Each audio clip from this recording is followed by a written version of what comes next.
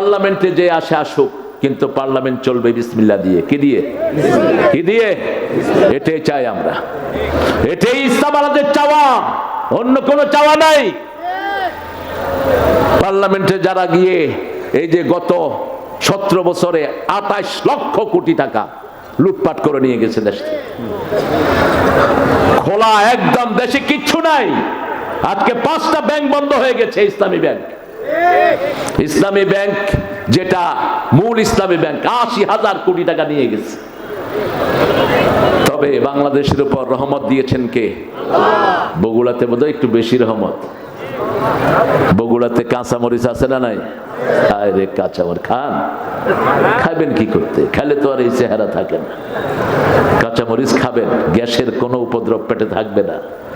কাঁচামরিচ যে আল্লাহর কত বড় রহমত। কাঁচামরিচ যারা খায় এদের হার্ট থাকে বাচ্চা পোলা মারেন হার্টের মতো, হার্টের ব্লক ছুটিয়ে ফেলে কাঁচামরিচ। ওই যে ছোট একগুলি আছে না বেশি ঝাল, এইগুলি কি বলিস? কি কারেন্ট? এই কারেন্ট খাইবে, কারেন্ট যেরকম ফট করে উঠে, ফট করে আপনার হার্টের ব্লক ছুটিয়ে দিবে। যে কোনো ভালো হার্টের ডাক্তারের সাথে কথা বলবেন। মরিচ এরকম একটা নেয়ামত। আর আলু সবচেয়ে বেশি হয় কোথায়? বগুড়া। সারা পৃথিবী আলুর জন্য পাগল, ঠিক না বেটি? বাচ্চারা খায় চিপস আকারে, আমরা খাই তরকারি আকারে। আপনার যে আলু ঘাটি খান, এটা রাসূলের একটা প্রিয় খাবার, কিন্তু বগুড়ার লোকেরা জানে না প্রিয় খাবার কেমনে। রাসূল ছাগলের তেল খাইতেন। ছাগলের কি? চর্বি, দুম্বার চর্বি, ওটের চর্বি। কারণ ওটের পেটে, ছাগলের পেটে যে চর্বিগুলো হয় এগুলো পিওর, এগুলো বানান কে? আল্লাহ। আর আমরা খাই পচা তেল, ওইগুলো দিয়ে দেয় গরিবেরে। ওগুলো কারা খায়? গরিবেরা খায়। এই জন্য গরিবের হাট ভালো, বড় লোকের হাট খারাপ, ঠিক না বেঠে? ডাক্তার বদরুদ্দোজা একসময় বিএনপিতে ছিলেন, প্রেসিডেন্ট বানিয়েছেন খালেদা জিয়া, ওয়ার্ল্ড ফেমাস একজন ডাক্তার। তিনি বলেছেন হার্টের সর্বশ্রেষ্ঠ ঔষধ হলো পাঙ্গাস মাছ, পাঙ্গাসের তেল। গরিবে পাঙ্গাস বেশি খায় না কম? বড় লোকেরা খায় না, এই জন্য ওদের হার্টও ভালো না। গরিবের খাওয়ার ভিতরে বরকত দান করেছেন কে? ওমর ফারুক দাঁড়িয়ে আছেন, হঠাৎ করে জিজ্ঞেস করলেন, মান আনতুম, হু দা হেল ইউ আর? কে তোমরা মদিনায় ঢুকছো? ভিতর থেকে একজন বললেন, নাহানু মুসলিমুন, আমরা মুসলমান। আমরা কি?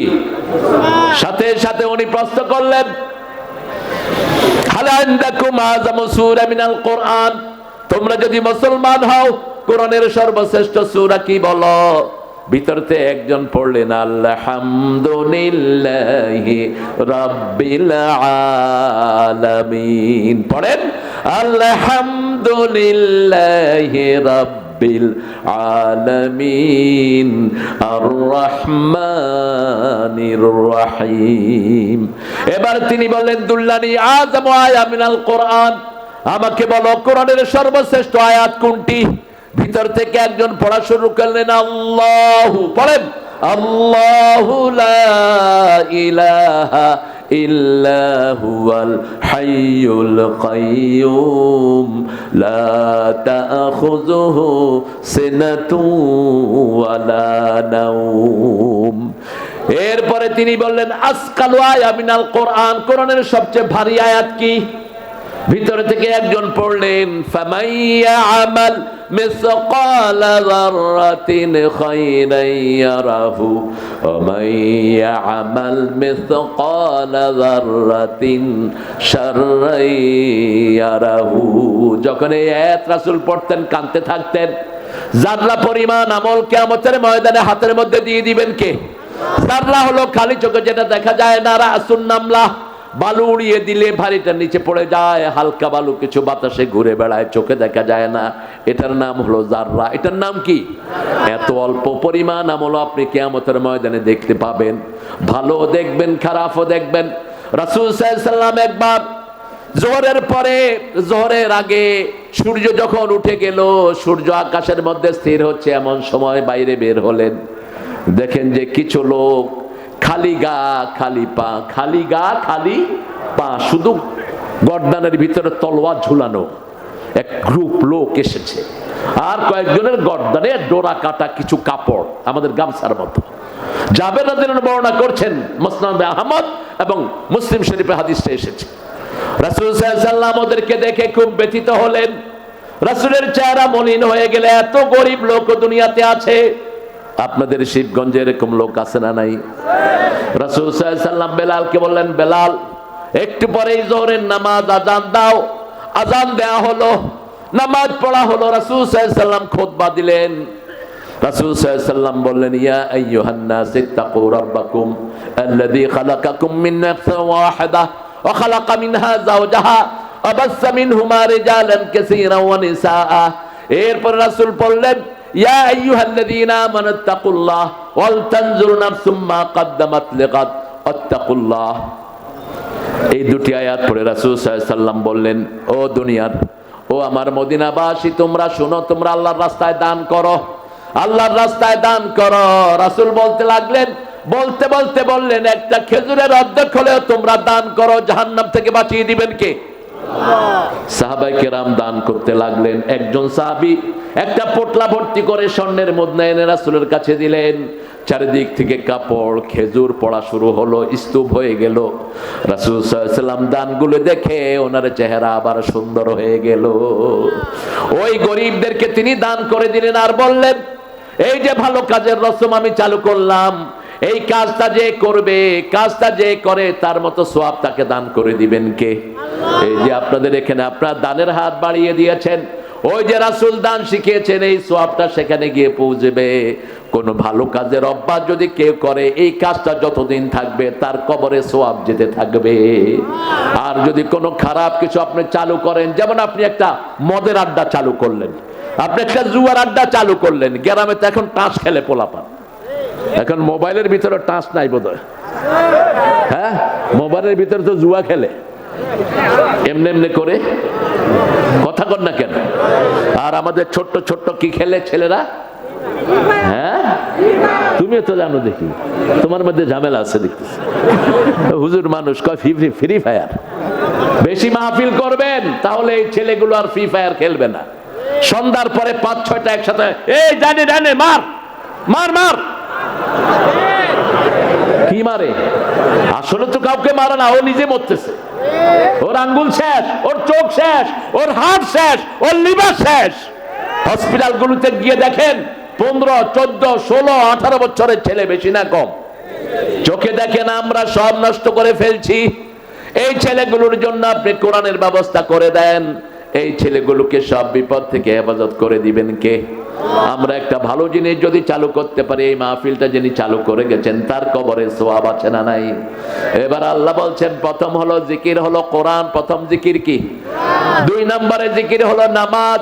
সূরা জুমায় আল্লাহ রাব্বুল আলামিন বলছেন 10 নম্বর আয়াতে, ইয়া আইয়ুহাল্লাযীনা আমানু ইযা নুদিয়া লিস-সালাতি মিন ইয়াউমিল জুমআহ ফাসআউ ইলা যিকরিল্লাহি ওয়া দারুল বাই' যালিকুম খায়রুল লাকুম ইন কুনতুম তা'লামুন।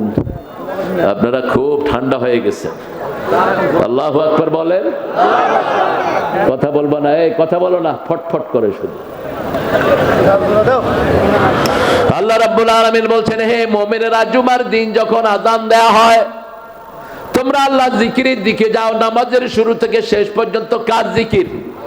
শুরু হয় আল্লাহু আকবার দিয়ে, শেষ হয় সালাম দিয়ে, ঠিক না বা ঠিক? আল্লাহ কার নাম? আল্লাহর নাম। সালাম কার নাম? আল্লাহর নাম। আল্লাহর নাম শান্তি না, আল্লাহর নাম কি? সালাম। হিন্দু ভাইয়েরা ওম শান্তি, ওম শান্তি কে বমি করে দিলেও শান্তি হবে না। আল্লাহকে আল্লাহর নামেই ডাকতে হবে, আল্লাহকে আল্লাহর নামেই ডাকতে হবে। যেমন আমরা সালাম ফিরিয়ে বলি, আল্লাহুম্মা আনতাস ওয়া মিনকাস তাবারাকতা ওয়া তাআলাইকা ইয়া যাল জালালে। যারা এই দোয়াটা পড়ে তাদের জন্য শান্তি বরাদ্দ করে দেয় কে? আবার আল্লাহ লাইলাতুল কদরে আমাদেরকে সালাম দিয়েছেন কে? সালামুন হিয়া হাত্তা মাতলাইল। আবার জান্নাতে যখন জান্নাতীরা যাবে, আল্লাহ আমাদের সবাইকে জান্নাত দিয়ে দিয়েন, আমিন বলেন। জান্নাতের চাবি কি? আরো জোরে বলেন। নামাজ। এই নামাজ হলো দ্বিতীয় জিকির। নামাজ পড়বেন তো? 5 ওয়াক্ত নামাজ যারা পড়বেন তাদেরকে জান্নাত দিবেন কে? 5 ওয়াক্ত নামাজ যারা ছেড়ে দিবে তাদেরকে জাহান্নাম দিবেন কে? সূরা মুদ্দাসসিরের শেষের দিকে আল্লাহ বলছেন, ইয়াতাসাআলুনা আনিল মুজরিমিন মা সালাকাকুম ফি সাকার ক্বালু লাম নাকু মিনাল মুসাল্লিন ولم نكن نطعم المسكين كنا نخوض مع الخائضين كنا نكذب بيوم الدين। জাহান্নামীদেরকে জিজ্ঞেস করা হবে, কেন তোমরা জাহান্নামে আসলা? তারা বলবে, আমরা নামাজি ছিলাম না, আমরা নামাজি ছিলাম না। আবার এমন নামাজি আমাদের দেশে পাওয়া যায়, ফজর পড়ে জোহর পড়ে না, জোহর পড়ে আসর পড়ে না। ঠিক না ঠিক? রাসূল বলেছেন, এক ওয়াক্ত নামাজ যে ছেড়ে দেয় তার উপর থেকে আল্লাহর দায়িত্ব ছিন্ন হয়ে যায়।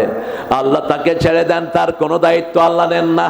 এজন্য আল্লাহর হাবিব বলেছেন, ও মুআজ, তোমার জীবন গেলেও তুমি নামাজ ছাড়বা না, এক ওয়াক্ত ফরজ নামাজ ছেড়ে দেব।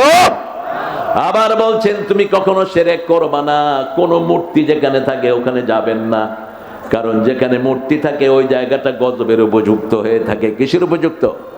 বিগত সরকার কিসের সরকার ছিল? জোরে বলেন। মূর্তির সরকার, বিভিন্ন জায়গায় মূর্তি বানিয়েছে। ঠিক না ঠিক? আমাদের ছেলেরা উচিত শিক্ষা দিয়েছে।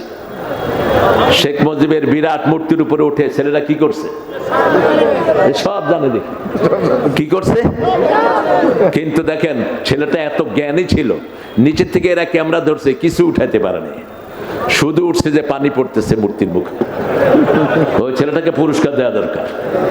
নিজের ইজ্জতকে হেফাজত করে তারপরে এই কাম করেছে। কোন মূর্তি থাকতে পারবে না বাংলাদেশে। যেখানে মূর্তি থাকে সেখানে আল্লাহর গজব থাকে, যেখানে মূর্তি থাকে সেখানে লানত থাকে। রাসূল বলছেন, ছোট্ট ছোট্ট যে পুতুলগুলো তোমরা ঘরে রাখো, এই প্রত্যেকটা পুতুলের সাথে এক একটা খারাপ জিন ঘরে অবস্থান করে। এই জন্য কোন পুতুলও ঘরের ভিতরে রাখা জায়েজ নাই। আমরা আজকে থেকে নামাজ আর ছেড়ে দেব না, রাজি আছেন না নাই? একটু হাত তুলে দেখান কারা কারা। বলেন, হে আল্লাহ, হে আল্লাহ, আপনার নামে শপথ করছি, জীবনে আর কোনদিন ফরজ নামাজ, ফরজ রোজা, ফরজ পর্দা ছেড়ে দেব না। আমিন ইয়া রাব্বাল আলামিন। নামাজ বেশি যেই মাসে সওয়াব বেশি, নামাজ বেশি যেই মাসে খাওয়া বেশি। কোন মাস? আরো জোরে বলেন। কোন মাসে ডাক্তাররা রোগী কম পায়? কোন মাসে উকিলরা মক্কেল কম পায়? রমজানে আমরা সবাই শান্তিতে থাকি। ঠিক না ঠিক? রমজানের মতো যদি নামাজ পড়ি, সারা বছর আমাদেরকে শান্তিতে রাখবেন কে? আমি চিন্তা করি, এত বিপদ গেল দেশের। করোনা, করোনার পরেই ডাকাত, করোনার যতগুলো ট্যাবলেট তারা আনছে, ইনজেকশন যাদের গায়ে দিছে কেউ সুখে নাই এখন। ওগুলো ইনজেকশন ছিল না, ওগুলো ছিল পয়জন। আল্লাহ আমারে বাঁচাইছে, আমি দেইনি একটা। এমন চুলকানি পাইকারি হারে সারা দেশে চুলকানি আছে না নাই? ডাক্তারদেরকে জিজ্ঞেস করলাম, ডাক্তার সাহেব, এরকম চুলকানি মহামারী তো আগে কখনো হয়নি, ছেলে বুড়া জোয়ান বৃদ্ধ সব। বলছে, হুজুর কি বলবো আর, ওই যে করোনার ভ্যাকসিন যারা যারা নিছে, কারো চুলকানি, কারো রক্ত জমাট হয়ে যাচ্ছে, কেউ চোখে দেখছে না, কারো হার্ট কাজ করছে না। অথচ আমরা যারা নামাজ পড়েছি আমাদেরকে হেফাজত করে দিয়েছেন কে? এই যে হেফজখানার ছোট্ট ছোট্ট সোনামণিরা, এদের কারণে আমাদের দেশ করোনা মুক্ত হয়েছে। ঠিক না ঠিক?